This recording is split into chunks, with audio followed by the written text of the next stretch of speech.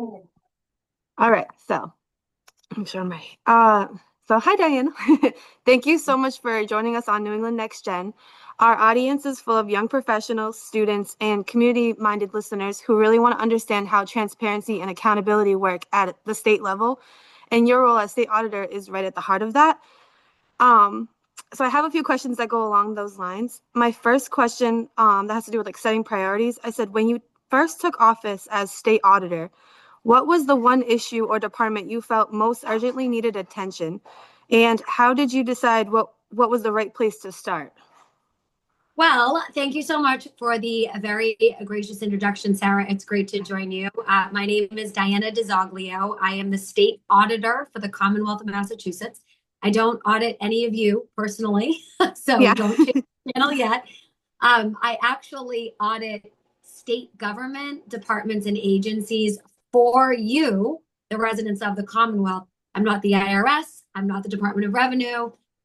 Whereas, those folks would be conducting audits of your personal tax returns. I actually audit how your tax dollars that you pay in to the government, how those tax dollars are functioning, if they're being used inappropriately. And we audit performance and processes and procedures in various state entities. We do risk assessments regarding where we really feel like audits are necessary to help determine what audits are prioritized alongside of the requirement that we audit every state entity at least once every 3 years. So we're actually mandated to audit all of these different state entities, but certainly we'll do a risk assessment to determine how far into those audits we're able to go, how long we can take on those audits while still maintaining, sort of this balancing act where we also need to make sure that we're auditing every department at least once every 3 years with very, very limited resources in the Office of State Auditor. So we try to navigate that the best that we can. And in recent years, we've audited the MBTA, high risk agency, Department of Children and Families, also high risk, early education and care, the Executive Office of Elder Affairs, dealing with our senior populations. And look, we do this with the intention of helping to make government work better for those it's meant to serve by increasing transparency and accountability around how these agencies and departments are working or not working so well. We're able to shine a light on areas for improvements so that they can better function. And, this isn't a solution to every single problem that's ever faced these different state agencies, but we are able to, in each audit report, highlight, potentially a few areas where they can make improvements and do our part in that regard. So we do that, and we do that again in order to help people of the Commonwealth. And I'm excited to be here to talk to you about that today. Yeah. um, so, um, my second question is, your office's work can be complex, and sometimes the public may not fully understand what an audit actually does, which you kind of explained, you just explained what you do. But what's the biggest misconception you wish people understood about the auditor's office? I think some people think that the auditor's office is kind of more akin to like the FBI at times. Yeah. And I have to let them down. And they'll say things to me, and some people are just joking, but Yeah. but they'll say things like, get them, or whatever. And Yeah. I have to remind people we're not there to get anybody. We audit process, procedures, performance. And again, we do so with the intention of helping. We're Yeah. not there. We're not there to try to hurt agencies or just point the finger for the sake of pointing the finger. It is very much the practice of the auditor's office to look at these process and procedures and then make recommendations again so that things improve. We don't have the ability to enforce the law. We can only make recommendations to these state agencies. So we're kind of like more so like public service journalism, so to speak. And we look at what could improve and then make a recommendation and, advocate for positive changes. But I think sometimes folks do think of the auditor's office like it is, akin to the FBI or something. Yeah. And we're just going to go in and confiscate everything and take people's laptops and cell phones, and then we can just get access to able to do that. We're not equipped to do that. The office staff is not trained to do that. It does not have the authority to do that. Yeah. So very much we work in collaboration and cooperation, in the spirit of cooperation with these agencies, again, to help and not to hurt. And yes, we do find unlawful behavior in state agencies from time to time. And when that is found, we let the agency know, we report it to the general public, and sometimes we'll refer it to the Attorney General's office, who does have the mandate and authority to enforce the law. But that's our role, is we're the ones that shine the light. And then if the law needs to be enforced, we send it to appropriate law enforcement agents of the Commonwealth. Yeah, that actually led into my next question, which is that once your team uncovers waste, fraud, or mismanagement, that what actually happens next? Like, how does your office ensure those findings lead to real change and not just a report on a shelf? Like if you could if you could think of any example where your findings led to actual reform or saved taxpayers money. Yeah, I can think of a great example, actually. We did an audit of settlement agreements with employees from state agencies that contained non-disclosure language, and essentially called on the executive branch to change their ways and to implement this series of processes and procedures in order to make sure that taxpayer dollars were not going towards funding the silencing of victims of harassment, discrimination, abuse, or other unethical or unlawful behavior. And while the law that we had asked to get passed to make sure that this doesn't happen across any state entity or anywhere else in government, well, the governor did not, show any interest in passing that into law to make sure that our government tax dollars are not being abused in these different state entities. She did concede in, the way that she offered to create some policies around this particular issue, to try to make some changes to how the executive office and how executive branch agencies do business with our tax dollars, to try to curb how often our tax dollars are used to silence victims of harassment, discrimination, abuse, or again, other unlawful or unethical activities.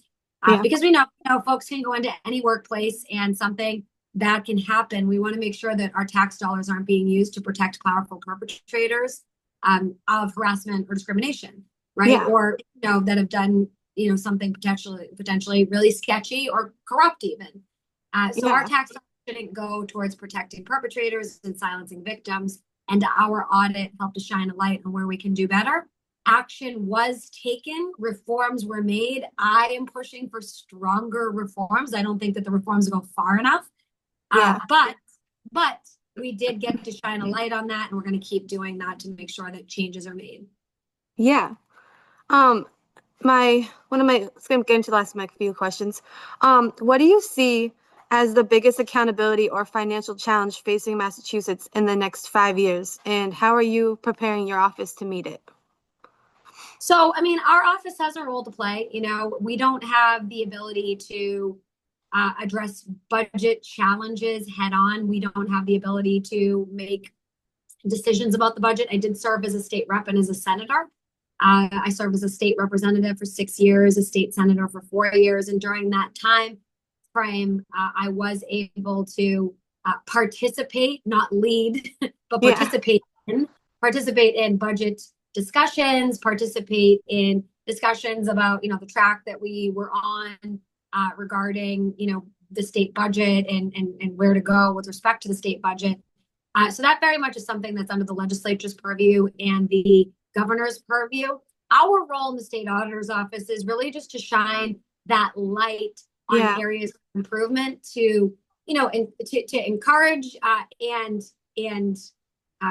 recommend that Yeah. agencies do better with those tax dollars, which we continue to do, and we'll continue to partner with anyone who's willing to partner with us from the administration or within the legislature. Thank you so much.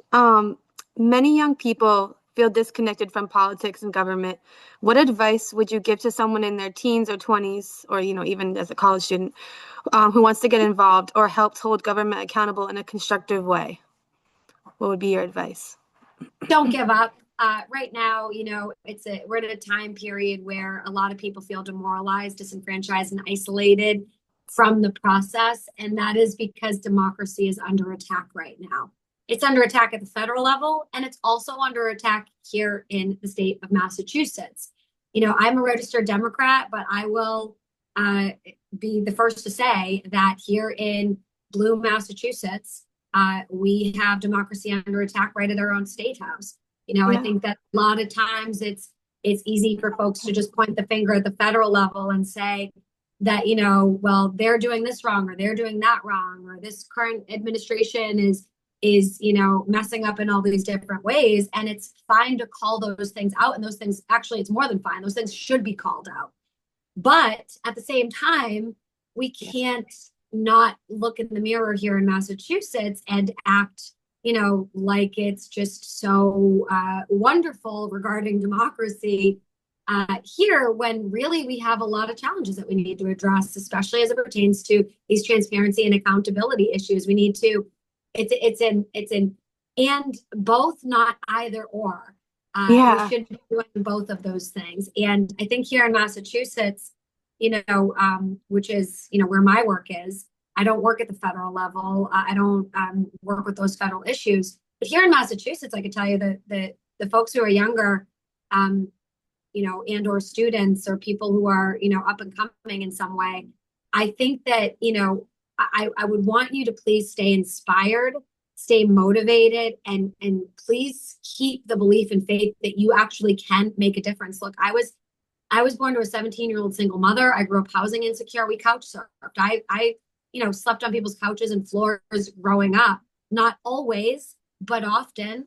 And we, had a really hard time. It's not the worst story in the world. It's also not the best story in the world. But my point in telling that is that I'm now the state auditor of the Commonwealth of Massachusetts and one of only a handful of constitutional officers elected statewide to run an office of over 200 people to really hold government agencies and departments accountable. I am working to make a difference every day, but I came from some circumstances that would say that something like that's never going to happen. And I'm not changing the entire world, but I'm changing what is within my ability to change from the position where I'm at. I'm doing what I can, where I am, with what I have. And that's what I would encourage you to do is believe that you can make some of the changes that you want to make. Believe that there is hope. Hold on to that. Don't let anyone discourage you and tell you that you can't because of where you come from, what's in your bank account right now, or because, some people who shouldn't be in power are currently in power. Don't let that diminish your hope and your desire to make bold and meaningful change. You can still do some really amazing things despite who happens to be in office, whether it's at the federal level or at the state level at any given time. So keep true to yourself and to, not to sound corny, but what your heart tells you to do. It will guide you into the right direction, and you will make the right decisions if you maintain that hope and just don't give up. Yeah, thank you so much. My last and final question, and it's kind of, I came up with this as an open question, like an open out of the blue question, is that if you had full authority to change one thing about how the auditing process works in Massachusetts, whether it's the structure, the timeline, or the resources, what would that be and why? How the auditing process works? Oh, I got some changes for sure that I would like to see happen.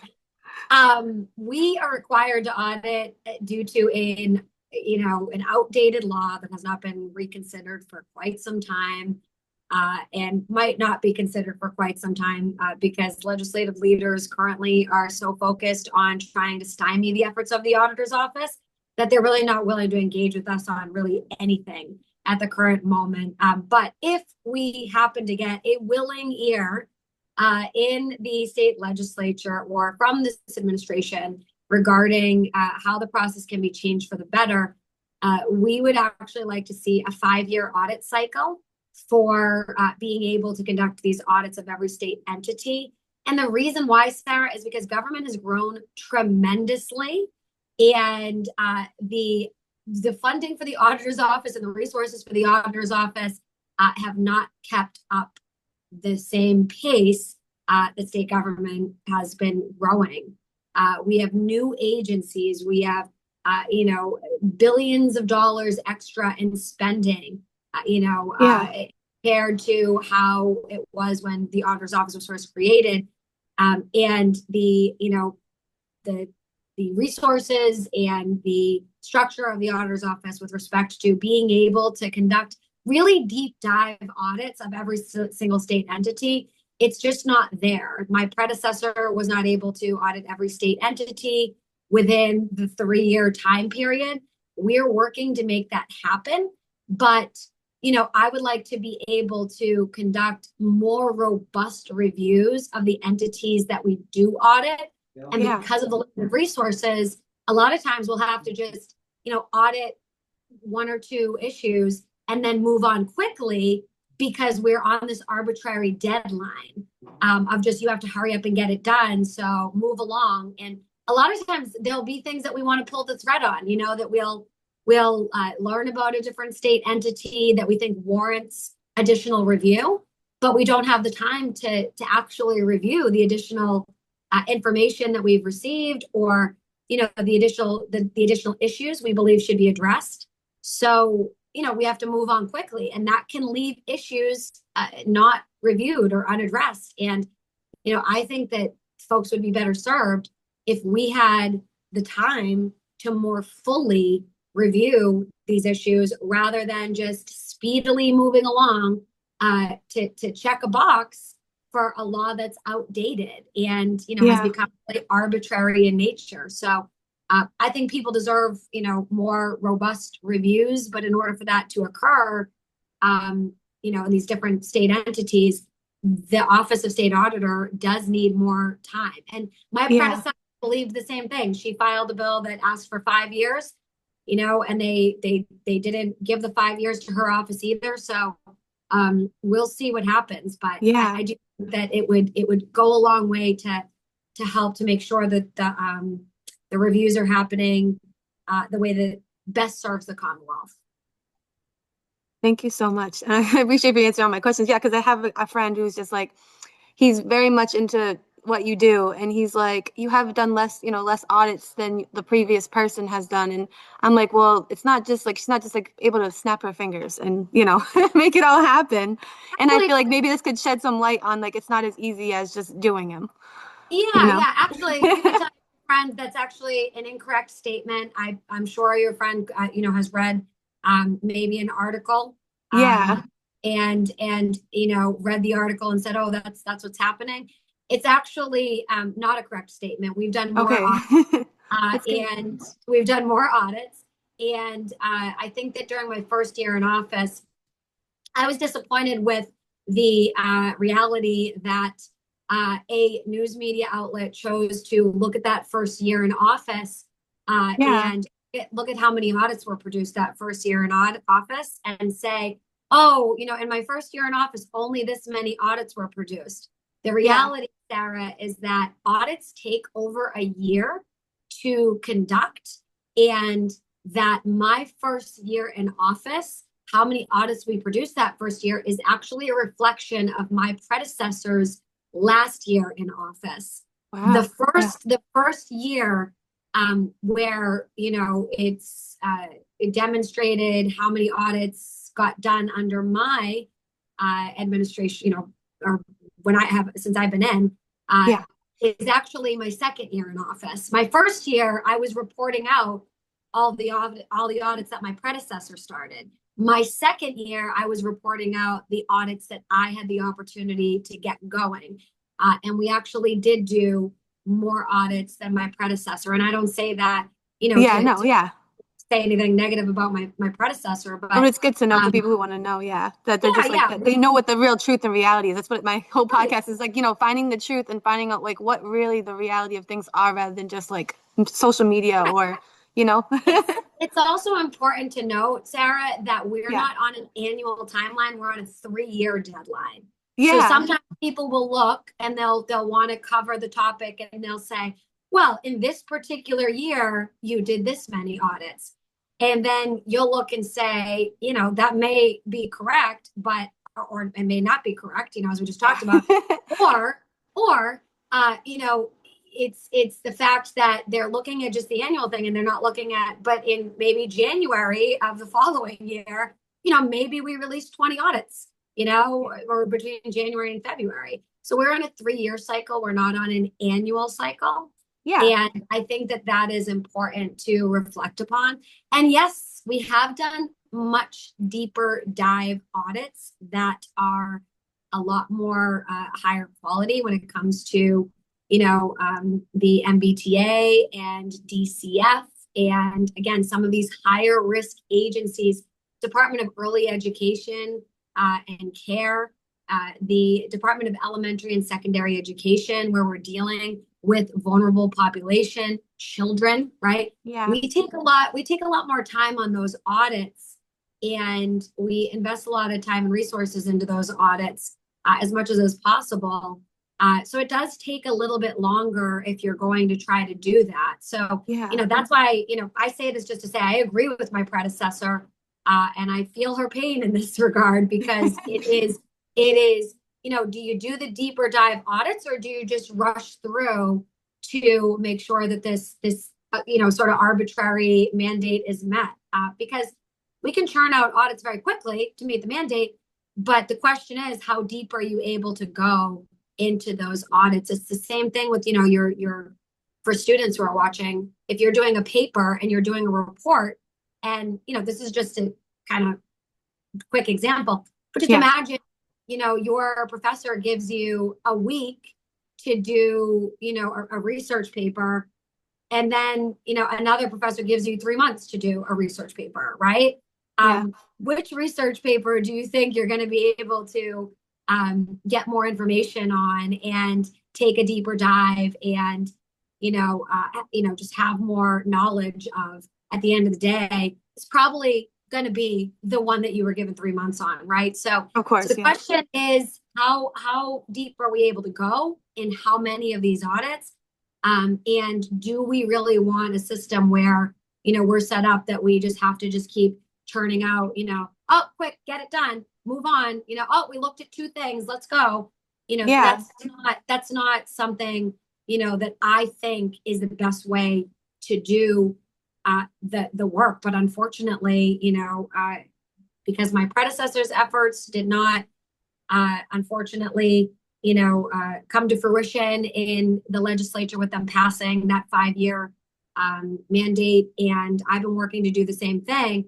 That is where we find ourselves. So, we really need to ask the legislature and the administration to look at this, to stop getting hung up on their refusal to be audited by our office, because that's why they don't want to talk to us right now. Yeah. And look at the bigger picture and look at serving the taxpayers of Massachusetts, rather than, retaliating against the auditor's office, or, acting immaturely when it Yeah. comes to these, because these are real discussions that need to be had, Yeah. regardless of whether or not I'm in office or any of them are in office. How the office functions. Yeah. Well, thank you so much for joining me. That was all my questions. I appreciate it.